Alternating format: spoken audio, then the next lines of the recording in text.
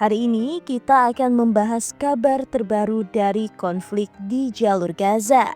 Sebuah kejadian berdarah yang mengguncang Israel dan menyulut kembali panasnya pertempuran di wilayah tersebut. Ledakan mematikan di Khan Yunis menewaskan 4 tentara elit Israel dan menyebabkan 5 lainnya terluka. Tapi itu baru permulaan. Apa sebenarnya yang terjadi? Siapa Abu Ubaidah? Dan bagaimana pesan keras Brigade Al-Qassam mengguncang Tel Aviv? Simak selengkapnya. Jumat pagi 6 Juni 2025, di tengah keheningan di lingkungan Bani Suhaila, Khan Yunis, Gaza Selatan, sebuah ledakan dahsyat mengguncang satu bangunan yang dihuni tentara Israel. Gedung itu ternyata sudah dipasangi bahan peledak. Ketika pasukan masuk, jebakan mematikan itu meledak, menghancurkan bangunan dan menjatuhkan puing-puing besar tepat di atas kepala para prajurit. Militer Israel kemudian mengonfirmasi 4 tentaranya tewas, 5 lainnya terluka parah. 2 nama segera diumumkan ke publik. Yang pertama, Sersan Mayor Purnawirawan Chen Gross, 33 tahun, dari unit Komando Maglan, salah satu pasukan elit paling ditakuti Israel. Yang kedua, Sersan Staf Yoav Rafer, 19 tahun, anggota unit teknik tempur Yahalom. 2 nama lainnya masih dirahasiakan, tapi yang jelas unit-unit ini bukan sembarangan. Mereka adalah ujung tombak operasi darat IDF, biasa diturunkan di misi-misi paling berbahaya di Gaza.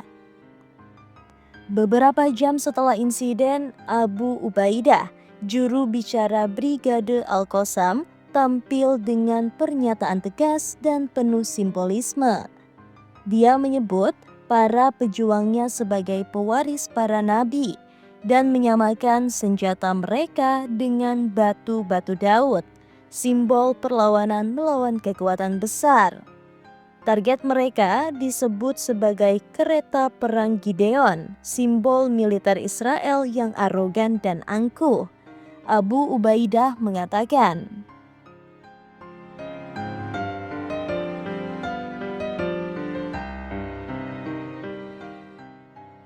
pernyataan Abu Ubaidah bukan sekedar retorika, ini adalah bagian dari perang psikologis. Menyebut batu Daud dan kereta Gideon adalah cara membingkai konflik ini dalam narasi spiritual dan historis, bahwa mereka bukan hanya melawan militer Israel, tapi melawan penjajahan, seperti kisah-kisah masa lampau.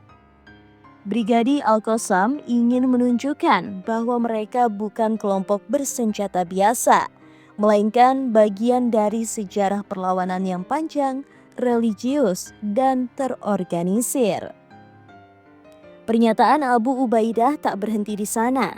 Ia menegaskan bahwa operasi di Khan Yunis dan Jabalia hanya permulaan. Ia menyebut operasi itu sebagai model dari apa yang akan datang. Lalu ia memberi ultimatum keras kepada publik Israel.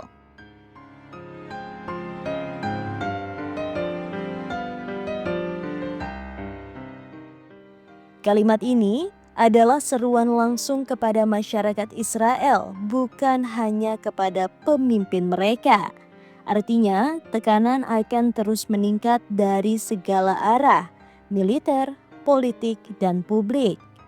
Insiden ini mempermalukan IDF, kehilangan 4 tentara termasuk anggota unit elit di dalam gedung yang dipenuhi bahan peledak, menunjukkan 2 hal. Intelijen Israel gagal mengendus jebakan ini. Pejuang Hamas semakin mahir dalam perang perkotaan. Operasi semacam ini memperlihatkan bahwa Hamas bukan lagi sekedar kelompok militan bersenjatakan roket, tapi juga ahli dalam perang ranjau, perang bangunan, dan taktik jebakan mematikan. Dengan korban jiwa di pihak militer Israel yang terus bertambah, tekanan terhadap pemerintahan Netanyahu pun meningkat. Di sisi lain, Hamas dan faksi-faksi lain di Gaza merasa telah menang secara moral dan simbolik. Pertanyaannya sekarang adalah, apakah pertempuran ini akan bereskalasi lebih jauh? Ataukah tekanan internasional dan domestik akan memaksa kedua pihak duduk di meja perundingan? Perang di Gaza bukan hanya tentang peluru dan ledakan, tapi juga tentang narasi, simbolisme, dan opini publik. Insiden di Khan Yunis adalah salah satu contoh bagaimana konflik modern melibatkan strategi militer sekaligus komunikasi publik. Apakah ini awal dari babak baru perang darat di Gaza, atau akan menjadi titik balik menuju diplomasi?